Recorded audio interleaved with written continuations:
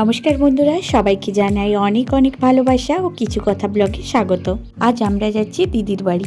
আর এই দিদির বাড়ি যাচ্ছি দেখো এই এক্সেল 100 গাড়ি নিয়ে। তো আমি প্রথমবার চালাচ্ছি, এর আগে আমি কখনো এই গাড়ি চালাইনি। যাচ্ছি আজ প্রায় 10 কিলোমিটার রাস্তা আমার মামার বাড়ি থেকে দিদির বাড়ি। তো চলো, কেন যাচ্ছি তার কারণটা তো অবশ্যই দেখতে পাবে। যে চলেও এসেছি আর দিদি এখানে আমাদের প্রথমেই শরবত খাইয়ে দিল। দিদি দেখছি এত কাজে ব্যস্ত, মানে কি বলবো, রান্নাঘর গোটাটা বিছিয়ে রেখে দিয়েছে। সকাল থেকে এত রকমের রান্না করছে, কেন কি দিদি আজকে আমায় আইবুড়ো ভাত দেবে। তো দিদি তো ওদিকে রান্না করছে এখনও, আমি এদিকে ওদের ফ্যামিলির ছোট ছোট সদস্যদের সাথে দেখা করে নিচ্ছিলাম। এই হচ্ছে দিদির ছেলে আর মেয়ে, পুচি আর চিকু। রান্না করা প্রায় কমপ্লিট, তাই চলে এসেছে ও আমাকে রেডি করাবে।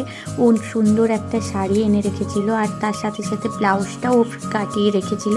আর তারপর ওর মেয়ে ও ছেলের জন্য কী কী কিনেছে, আমার বিয়েতে কী কী পরবে সেইগুলো সব দেখাচ্ছিল। তো চলো এবার আমি নিজে রেডি হয়ে নিই আর তোমাদেরও দেখাচ্ছি। এই যে আমিও রেডি, আর রেডি হয়েই প্রথমেই এলাম গোপালের দর্শন করতে। এখন গোপালকে আরতি করে নিচ্ছে, কারণ গোপালের এখন শয়ন করার সময়, তাই এই দেখো শুয়েও দিচ্ছে খুব সুন্দর করে আদর করে। তো চলো এবার আমিও খেতে যাই। এই যে বাইরেটা একটু ফটো তুলে নিচ্ছিলাম।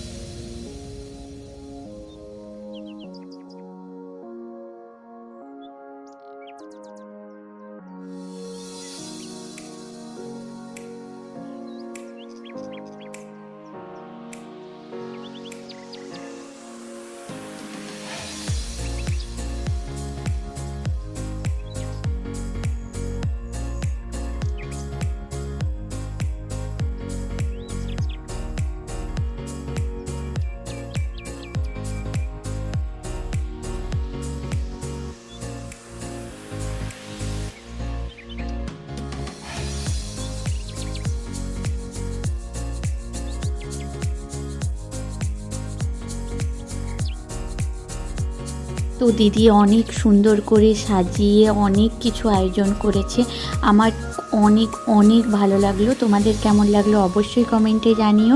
আর যারা ফেসবুক পেজ থেকে দেখছো ভিডিওটি, তাদের বলবো অবশ্যই পেজটি ফলো করে দিও। চলো, খাওয়া দাওয়া প্রায় শেষ, সবার সাথে একসাথে বসে খেয়েছিলাম, খুব ভালো লাগলো। খাওয়া শেষ করে ওদের বাগান দেখতে এসেছি।